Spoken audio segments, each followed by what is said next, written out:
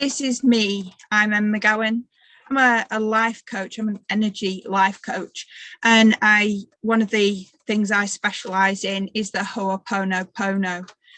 There's those that do know and those that don't know. I am a practicing shaman. And I help people to not just clean, but to empower themselves, to better themselves so that they can step forward and create the life, consciously create the life that they do deserve. So today we're going to be looking at many different tools for managing the different forms of resistance based on various mindful practices.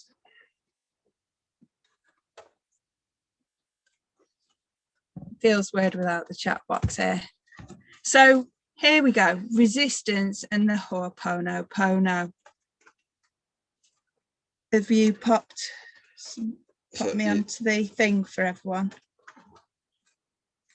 Have you put me on the piece on the cleaning group, the Ho'oponopono? No, I will do that. Okay. So resistance and Ho'oponopono. Mona Simeona was a shaman from Hawaii, and in Hawaii they used Ho'oponopono as a reconciliation ceremony to help bring people together. She created Ho'oponopono as we know it today because she realized that thinking is being engaged in our data and memories. And when we tune into love, which is our pure state of awareness, through the art of love, repentance, forgiveness, and gratitude, we can clean our data. And that enables us to discover inner peace. So the Ho'oponopono is the practice of witnessing or identifying our thoughts. Then we take 100% responsibility for our thoughts so that we can clean them and let them go. So we can return to the zero state, which is also pure love. Now, by identifying thoughts which no longer serve us, we can change our perception of our world. We achieve this through loving awareness. Now, loving awareness is simply looking at or witnessing ourselves from a place of love. Thoughts are terribly seductive, but you don't have to identify with them. You identify not with the thoughts, but with the awareness of the thoughts. So to bring loving awareness to everything that you turn your awareness to is to be love. That was a quote from my guru, Ram Dass. So what happens when we can't seem to connect our thoughts and when we feel like there's something that's creating resistance, when we just can't think straight sometimes, or for whatever reason, no matter what we do, we feel like there's something stopping us and we're not sure what it is. So when we check it out in the dictionary, the Cambridge Dictionary Online says that resistance is the act of fighting against something that's attacking you, or refusing to accept something, or a force that acts to stop progress or slow it down. Also, the degree to which a substance prevents the flow of electric current through it.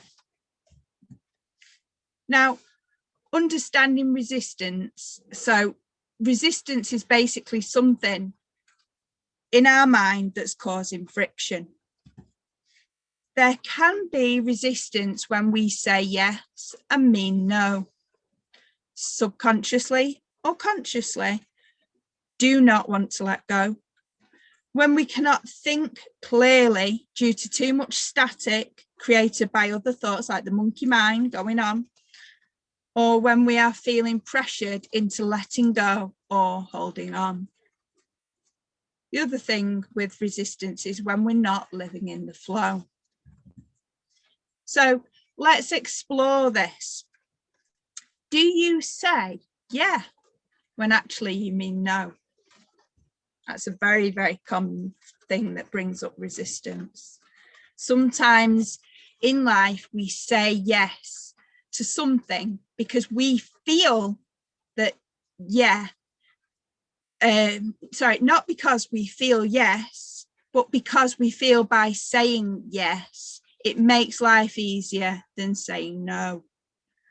For example, we say yes to lending out our tools, and the benefit from that is we feel we've helped someone out of a situation, and the common fear is they won't return it and may not take care of it. So I'd like you to just take a moment to pause. What have you been saying yes to when you meant no? Turn inwards. Ask yourself, what would actually happen if I said no? And is there any truth in that? Remember, this is an awareness exercise and not a judgment exercise. So we're just raising our self-awareness. Now, there's a fact here is that when we assume anything, the chances of us being correct is really minimal. We are assuming based on our perception, and our perception is our own. If you look at the word assume, it says it makes an ass of you and me. So it really is always best just to ask. So moving on, is there something that consciously or subconsciously you do not want to let go of? Let's explore this. Now, sometimes in life, we think we want to stop doing something, only we actually receive more from the something and fear that if we let go, it could result in even more loss. So here's an example for you. Smokers want to give up smoking, and they get out of smoking a quick way to relax and an appetite suppressant, among other things. But the common fear that they are either conscious or subconscious of is they won't cope if they give up smoking. So I'd like you to take a moment to pause. Are we trying to stop something that we benefit from that we didn't realize? Turn inwards and ask yourself, in what way do I benefit from this something? Is this really for my highest good? And remember, this is an awareness exercise. You're raising your awareness of the issues and what it is that's causing you resistance. This is not a reason to judge yourself or criticize. It's purely to raise your awareness to enable you to find out where it is that you're not letting go. The fact here is the most beneficial changes occur in life when we can stretch our comfort zone or step out of our comfort zone. Now, before we move forward, I want to explain what I mean when I say highest good. So, is this for my ego or my highest good? Now, this week, I have been watching a debate between meat eaters and vegans on the spiritual group that I'm part of. The separation and divide is huge. Both parties believe they're right because they feel that their way is best. None are listening to hear. They are listening for a gap. so that they can speak and make another attempt to push their perspective. The thing is, if they had approached each other with loving awareness and listened to hear, they would see that each person, regardless of how passionate they are in what they believe, would see past their ego and realize that underneath the storm is love. Now, as they had originally made their choices based on love, and both believed they're working for the highest good of all, believing that they had all the facts. So neither is wrong in their personal choices. The bit that is stopping the understanding of the other is not listening and not loving their fellow souls. Their ego is keeping them from detaching from their righteousness and seeing the truth. There's a name for this. They call it experiential avoidance. And that is where a person is so caught up in avoiding sitting with themselves or others that they're missing the actual point. And neither, when we avoid sitting with ourselves or others, you don't grow together, you just create more of a divide. So loving awareness and showing compassion for ourselves and for others bridges the divide. Now, we need to look at what goal is it that we are aiming to achieve. Ask ourselves, is this desire something that genuinely would benefit my health and well-being? Or is this a desire of the ego? One in which I am looking for something selfishly that would be related to gaining more than I actually need. For example, if I desire a car, my ego wants a Lotus Elise, a big fuel bill, high insurance, and no room for shopping or passengers. But it'd be really cool to have a Lotus Elise. Our highest good wants an eco-friendly, practical car that's within budget, that's easy to run and maintain. So I hope that's helped you work out the highest good. Now, the science behind our highest good, it's neuroscience here. Our ego is attached to our limbic brain. That is the survival brain, and that has been hardwired to keep us safe. It's kept us safe for thousands of years. Our highest good is connected to our prefrontal cortex. This is the part of our brain that helps us to express ourselves, and it's deeply linked to our higher awareness.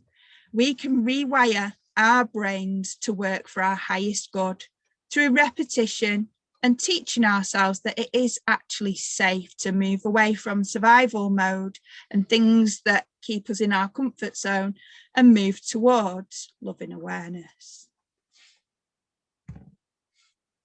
So, one second.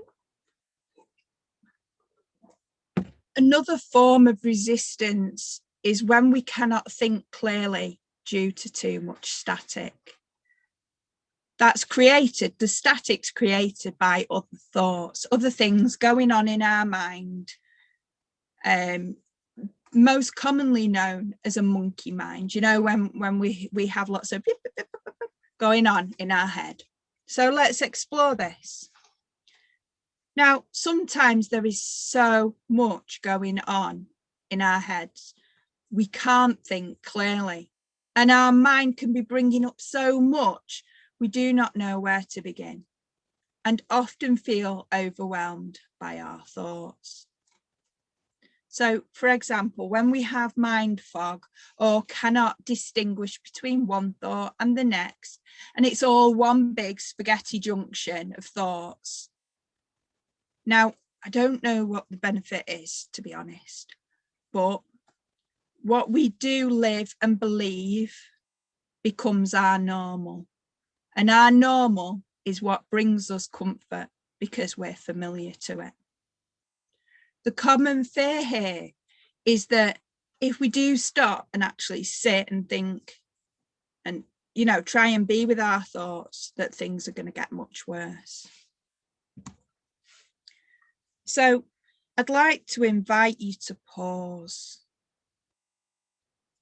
and think about when you pause during the day. Can you think straight, or is the mind chatter causing a short circuit so you can't find a moment's peace? Turn inwards and ask yourself, am I able to sit with my thoughts without more thoughts of self-judgment or criticism? Is what I'm doing really for my highest good? And remember, when we ask ourselves these questions, this is an awareness exercise. We're raising awareness of ourselves. This is not a judgment exercise. Don't beat yourself up. We're our own worst critics. So there's a fact that when we ignore our thoughts, they collect inside of us and develop a huge undercurrent of judgments, thoughts, emotions, and unhealthy patterns. So if you imagine your mind is like the ocean, you know, all our things that we're ignoring just stays there. You know, it's like throwing litter in the sea. It stays there. It just swishes around, and you keep trying to ignore it or push it out the way so you can get through, and it's going nowhere. But this is leaving us grumpy and reactive. It slows us down. It slows our boats down, and it affects our ability to make the best decisions, and it narrows down our perceptions. It also shuts down our immune systems and creates a whole number of mental health issues, because this undercurrent and this collection of litter will eventually need to go somewhere. And the result of this is dis-ease manifesting in the body. It manifests in the body like heart disease, stroke, burnout, and breakdowns. So when we are feeling pressured into letting go or holding on, let's explore this. So sometimes in life, we want to stop something or make changes that serve our highest good. And this can often be met with the resistance and disapproval of others. So, for example, I want to change my diet. And I believe that if I change my diet, I will become healthier and more energized. Now, the common fear is my partner or the people that I live with are so used to their diets, they don't want change. And they believe that if I change, they may lose something that they enjoy. So take a moment to pause. Am I trying to change something for my ego or my highest good? Turn inwards and ask yourself, in what way does this change affect others?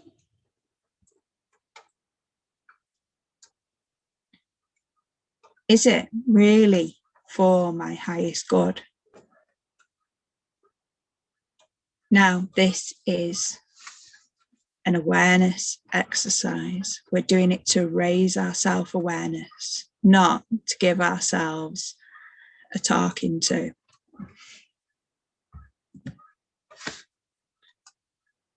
So the facts here are, we are all unique individuals. We have no right to judge or criticize others. We certainly shouldn't be judging and criticizing ourselves. People have their right and their life lessons to learn as we do ours. And when we give up our choices, which would help us to live a happier and healthier life, you know, if we choose not to do that, it'll only cause us to hold on to some form of resentment or grudge and hold it against a person, which might hide behind the surface for some time, but that just grows and grows and grows and makes us very unhappy. And one day it'll have to escape from somewhere. Another thing that causes resistance is when we're not going in the flow of life. So it's not just about the litter in the sea in our mind. There are other things on the surface, and subconsciously, that stop us living in the flow. Let's check this out. Sometimes in life, we are motivated to live by the expectations, needs, and desires of others, and we neglect ourselves. We fill our schedules to live and exist. And we believe that happiness comes from some outside source. I'll be happy when, or if only I just do this, then I'll be happy. And, for example, a parent might expect someone to study and become a doctor. Now, the parent will say, well, it's for your own good, and you'll be all right, you'll be able to sort yourself out and look after yourself. And living for others can bring us satisfaction, and we can receive gratitude and feel like we've got some purpose. But it's very common that actually what's going on inside is I really don't want to do that, but would I be a letdown if I did not continue to live in this way? So take a moment to pause. Am I flowing with life, or am I going against the flow? Am I fighting the current? Trying to please others, forgetting to listen to my intuition? Turn inwards and ask myself, or ask yourself, am I working against my intuition, my inner feelings?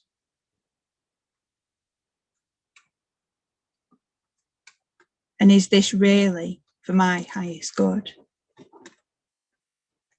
And remember, this is an awareness exercise. We're raising our self-awareness, not judging.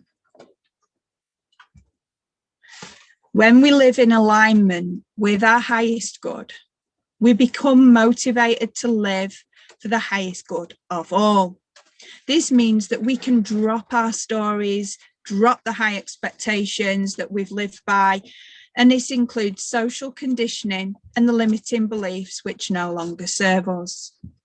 We can live our lives in much more in balance, and it will start to flow, because all of life, when we live in alignment with our highest good, has a lot less resistance.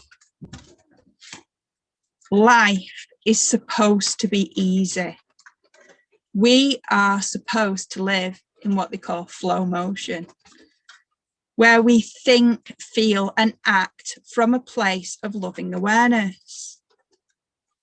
That means that we're living with a heightened sense of love and understanding, where we're no longer living as victims of circumstance, but victors of our life experiences. So every time there's a problem, notice that you're always there. That's a quote from Dr. Helen. Now, problems are only problems when we think they are. The world that we see is our projection, and it's built up from our perception. In other words, what we see and feel and think is influenced by our past memories. And our memories live in our data bank and are stored in our mind, which is our thought processor. Our memories form our identity. They tell us who we are. They are our ego. They create our perceptions and judgments. They tell us what is safe and what is unsafe. So I want to talk about real but not true. Often the stories that we tell ourselves are not true, and they contain very little or no facts. They were created with our memories, which are often altered each time that we repeat them, because it's our limbic brain trying to keep us safe. When we relive things that did happen, it doesn't serve our highest good, because this is now. This moment is now. We benefit greatly from turning inwards and accepting the feelings are real. You know, they are absolutely real. But the story as we know it today is not true. It's been distorted by time and perception. And by asking ourselves, is this story true? Is this story really true? What are the facts in this story? We can weed out our personal lies. So one of the first tools today, it's a cleaning tool, is the Buddhist mantra, Om Mani Padme Hum. Now, it's used to overcome resistance. It's believed to hold the truth of the nature of suffering and how to remove its root cause. It's a chant that contains 6 Sanskrit words.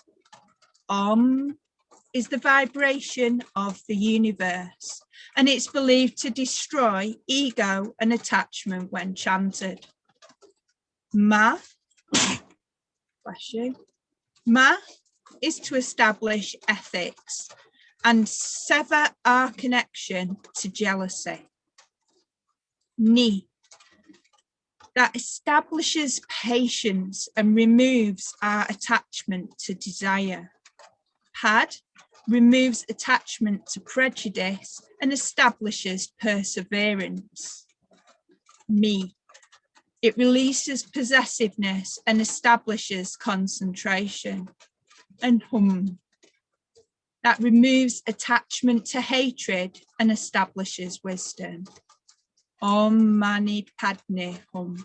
Om Mani Padme Hum. Om Mani Padme Hum.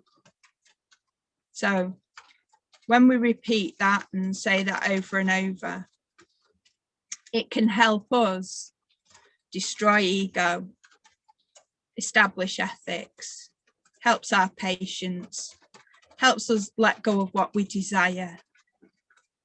It stops prejudice, and it releases possessiveness and attachments, and it helps us get wisdom. So now, as we're living right now, we can choose to pause and connect to the breath. This allows us to connect to what is real, and it enables us to find the safety and security that each current breath can bring us. So when we feel resistance in our life of any kind at all, it can help us to connect to the breath. Because when we're feeling something, we go, I'm feeling some resistance, but I don't know where it's coming from or what's going on here. One simple method that my mum taught me is to take a deep breath and count to 10. I remember it well. She's right, take a deep breath. I'm going to take a deep breath and count to 10. Now just think before you say anything. Well, I've adjusted this slightly because I thought, well, taking a deep breath to count to 10 and thinking, that's really useful. So allow ourselves to become aware of our thoughts. So deep breath, count to 10, 1, 2, 3, 4, 5, 6, 7, 8, 9, 10, and allow ourselves to become aware of our thoughts. So another thing is anxiety and panic attacks are also symptoms of resistance. They happen when we fear something that we do not understand, and they pop up and they prevent us from doing whatever it was that we were originally intending to do. A great way of coping with an anxiety or panic attack is to become aware of the breath. And then once we're aware of our breath, we can try to breathe normally. Now, it's quite difficult sometimes to try and breathe normally when our chest is feeling so tight and we're so restricted. But try to inhale through the nose and out through the mouth. And if we try and inhale to 4 and out of the mouth for 6, in through the nose for 4, out of the mouth for 6, in through the nose for 4 and out of the mouth for 6, then we'll start to feel much calmer, and we can take as long as we like, just inhaling through the nose and out of the mouth. And also it helps to think back to the ocean thing. Think of it like a wave. So inhale, exhale, inhale, exhale, just like a wave. Now, with Ho'oponopono, we do turn inwards. So we'll think, oh, something's coming up inside our minds. And we'll pause and reconnect to our breath. Then we witness our thoughts and we bring to mind what is frustrating us. Sometimes we know what's frustrating us, and sometimes we don't. And we apply the 4 affirmations. I love you. I'm sorry. Please forgive me. I thank you. I love you. I'm sorry. Please forgive me. I thank you. And this often helps. Ho'oponopono is a form of mindfulness, and practicing mindfulness is when we pause and allow ourselves to connect with this moment through our thoughts, our feelings, and our senses, looking without judgment, just allowing the thoughts and feelings to be. Many of us are rather, we manage to stop and slow down, and we notice something's happening, and then we start, I love you, I'm sorry, please forgive me, thank you. And then we have something coming up and saying, and we start a whole new dialogue with ourselves, and we give ourselves some real severe criticism. We try and fix things, we try and change things, you know. We forget to just allow them to just be and notice them in like detaching and noticing our thoughts and feelings. And in Ho'oponopono, we're cleaning the thought, we're cleaning the memories by acknowledging that we love ourselves despite our frustrations. And we're sorry for our wrong perceptions, language, and behaviour. And we do forgive ourselves because we did the best we could, knowing what we did with what we had at the time. And we're so grateful when things come up that we can put things right. But sometimes there is too much mind chatter to sit with our thoughts. There is too much resistance to enable us to feel. There's too much static going on to enable us to see or hear properly. And we can't feel the inspiration, see the inspiration, or see the resources available to us at the time because our vision is so clouded. And sometimes there's too much to lose or to have to let go. Sometimes we feel so alone as a result of the pressure that we feel stuck. So sometimes we have to look deeper and turn deeper inwards to find an answer. Sometimes when things are related to trauma or grief, we really can't go it alone. We shouldn't go it alone. And we need to seek a professional to give us some help. So I'm available on one-to-one sessions. All you've got to do is PM me. All our services are pay from the heart. So don't worry thinking that, oh, I can't afford, or, you know, just stop, breathe. It's okay. You don't have to be alone. So far in our practices, we have allowed ourselves to think and feel on the surface level, you know, sometimes just popping under the surface and coming back up for air. It's time to dive deeper now, from our head space right into the depths of our heart space. So I want to just have a quick drink, and then I want to invite you to take part in a guided meditation. So if you just want to get yourself comfortable, then we'll begin.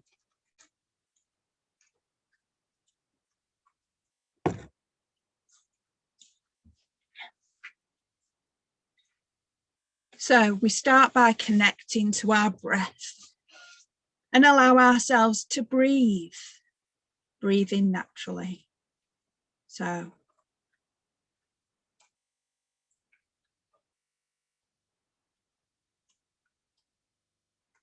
connecting to the breath.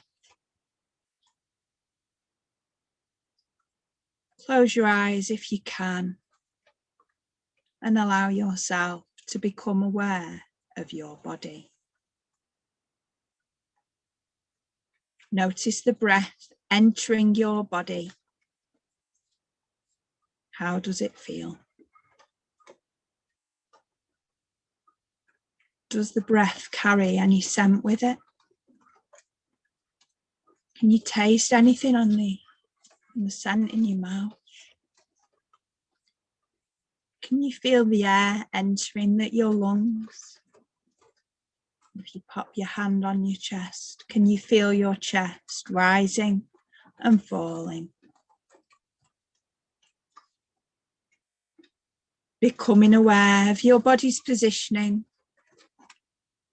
feeling comfortable, feet feeling deeply connected to the floor,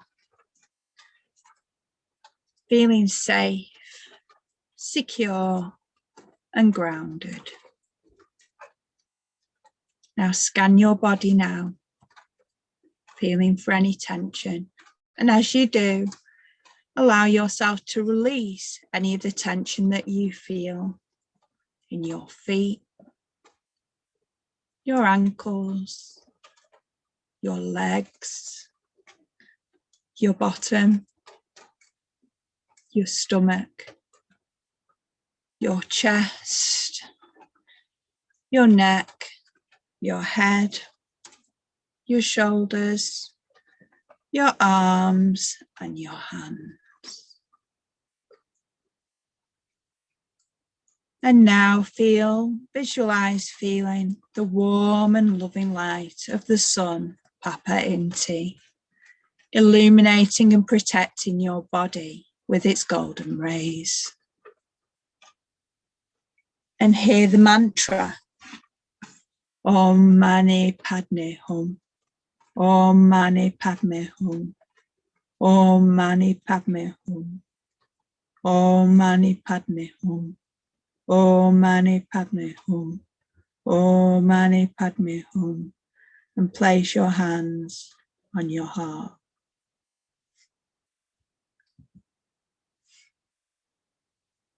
Allow your mind to bring up a recent situation that is fresh in your mind, not related to trauma or grief. Maybe a spat with a partner or a colleague. Now watch this until it's like you're watching a movie. and freeze frame at the bit which is most prominent in your mind.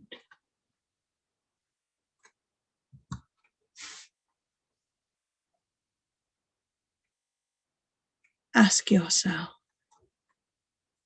what is happening inside of me right now? Notice this too belongs.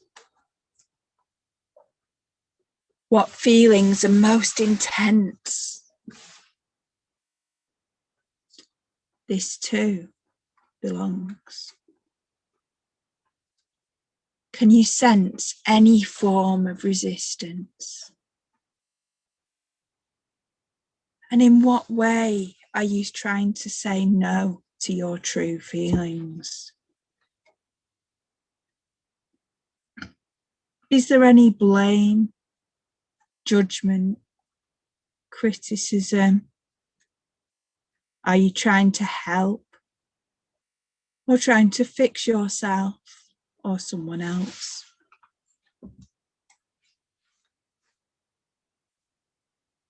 Imagine all your worries, fears and doubts as energies rising up from inside of you, from wherever you feel them inside your body, all coming together into one swirling ball.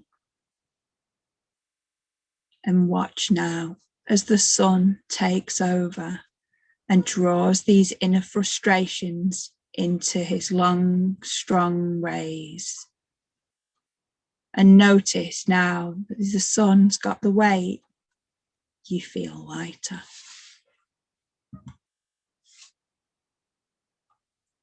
Now take a full, deep breath. Let it out with a sigh. And another one. Let it out with a sigh. One more now. Let it out with a sigh.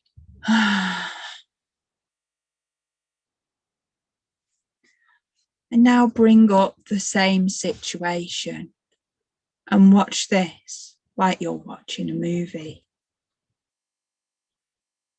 Freeze frame at the bit which is most painful in your mind.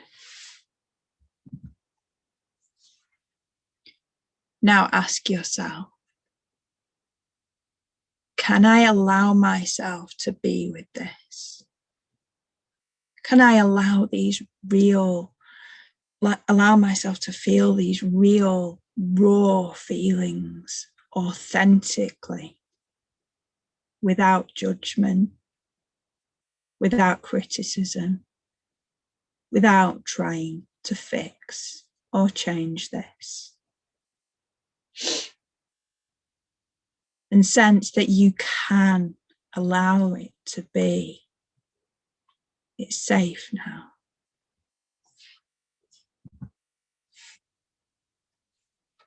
And now investigate courageously, without bias, with the loving curiosity of a child.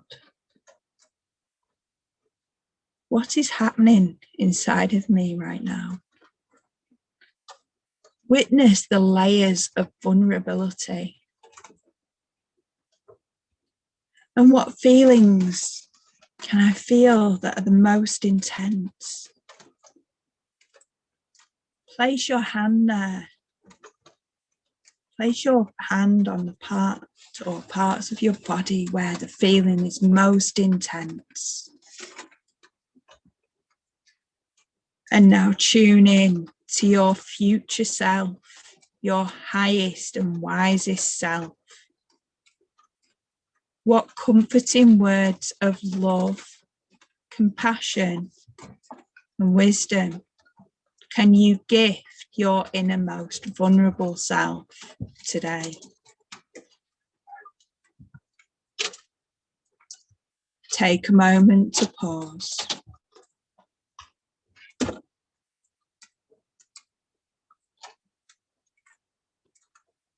And now slowly, in your own time, open your eyes.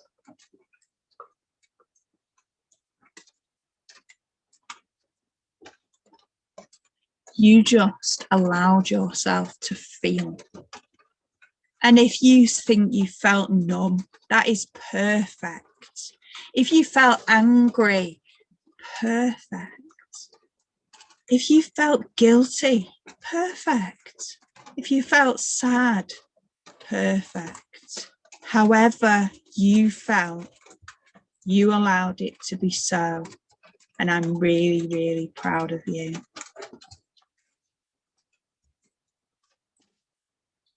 Recognizing and allowing is key for success in any mindfulness practice. You just took part in what's called a guided rain meditation. How do you feel? Feel free to pop that onto the Facebook page and say how you feel. You got anything there? You were on July. 22nd July.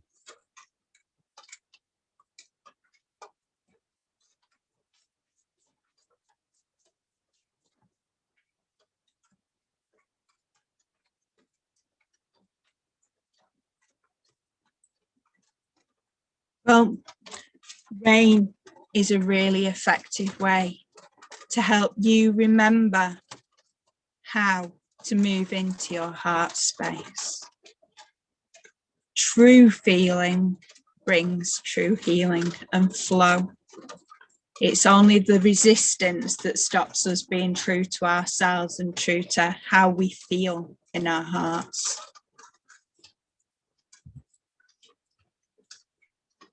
The acronym RAIN stands for recognize, allow, investigate, and nurture. So we allow whatever it is. When we're feeling frustrated, we allow ourselves to take a pause and recognize that something's going on in us that's causing this resistance. And then we're allowing ourselves to just sit with whatever it is that's going on and really feel into it. And then we're investigating. So we're looking at it with the curiosity of a child. And then we're nurturing, which means we're being our highest self. We're being the parent, the most ideal parent, and we're nurturing ourselves. So recognize, we notice inner resistance and we pause. Do not react. It's easy to get reactive and argue and avoid, judge, blame. Don't react, but respond. Remembering that this is an awareness exercise, not a judgment exercise. Then we allow.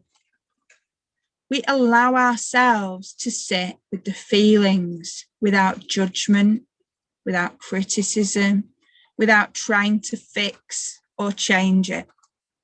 We just allow it to be. We investigate.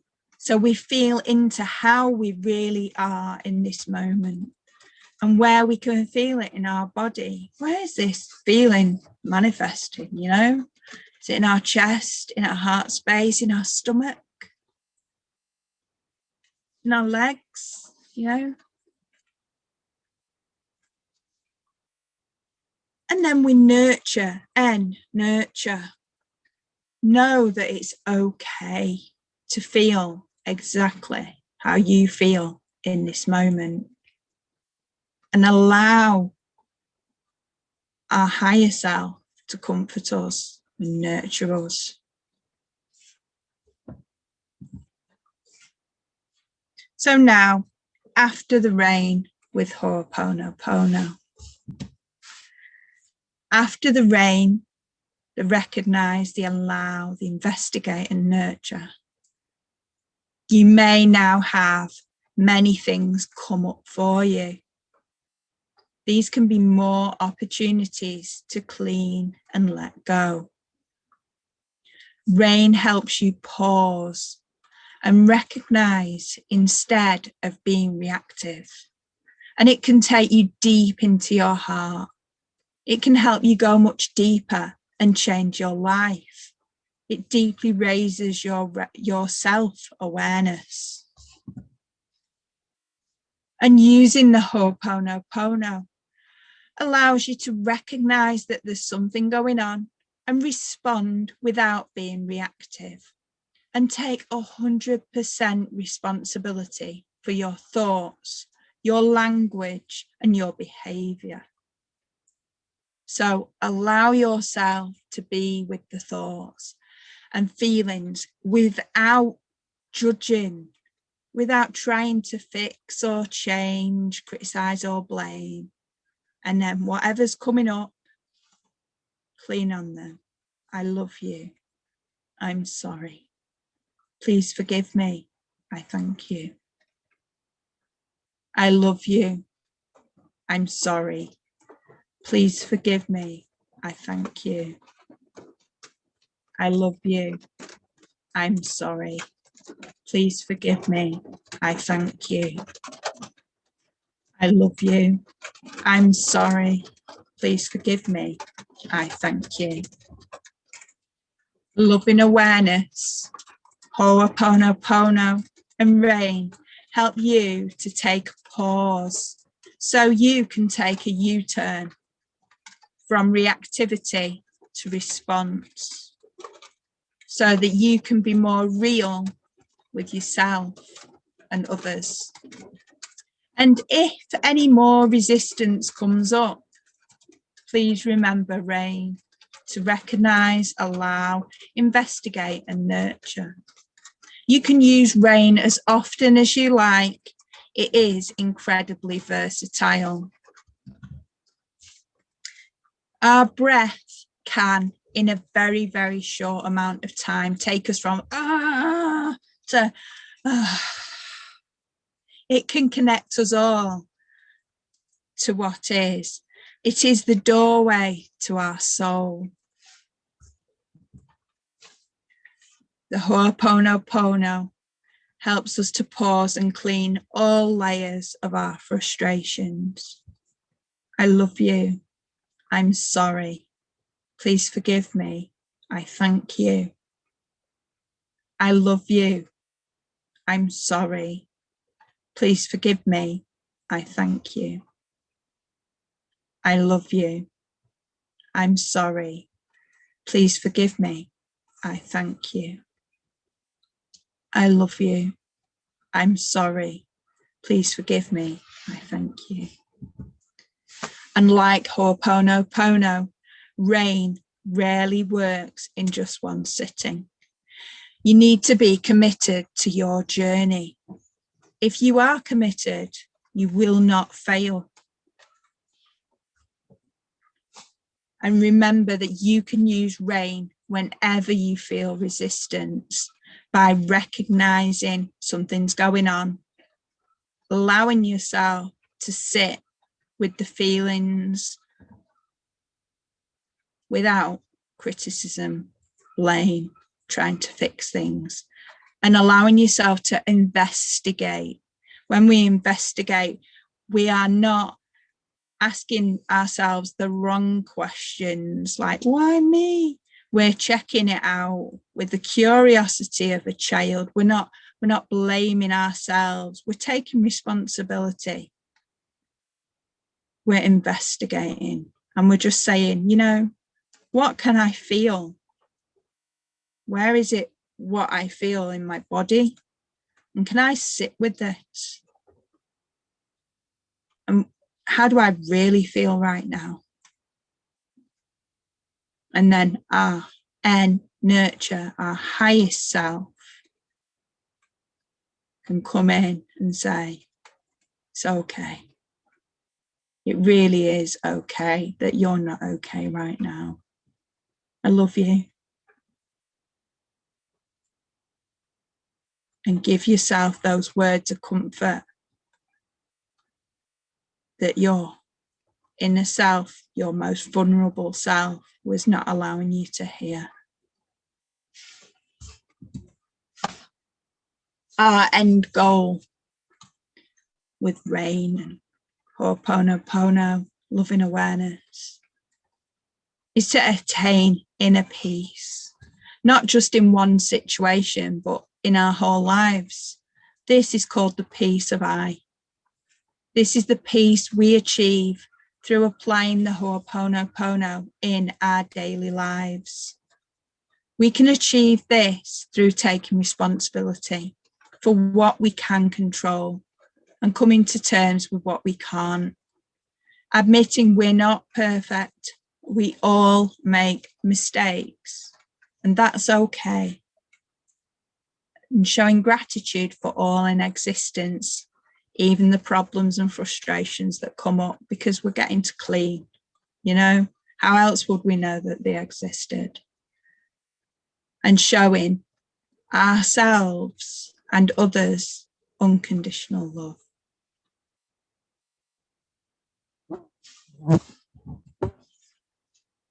Namaste. So we've got plenty more workshops, and to find out what workshops we've got coming up, just check out our Facebook page. If you've got any requests for workshops, I know people wanted to know about resistance and they asked me to put this one together today. So made with love and in service. If there's anything else that you would like to look at, then just drop me a line. One-to-one sessions are available. Everything's paid from the heart. To access the free workshops that you might have missed, like how to Ho'oponopono, healing through Ho'oponopono, money flow and Ho'oponopono, different advanced Ho'oponoponos, and sacred freedom protocol, then pop over to thepeaceofI.com, www.thepeaceofI.com, and you will see the workshops, and you can download the free audios there, and you can download the for the workshops and for the meditations and things, and find yourselves plenty more cleaning tools. So thank you so much for joining me today. Any questions at all, just straight over onto Facebook. Anything you want to ask, PM me. I'm always here. You know, I'm not always on the end of the phone or the internet, but, you know, as soon as I can, I will answer every question. So I love you all. And I'm going to hang out now. And if you have any questions or anything, I'm here. Thank you so much. Take care.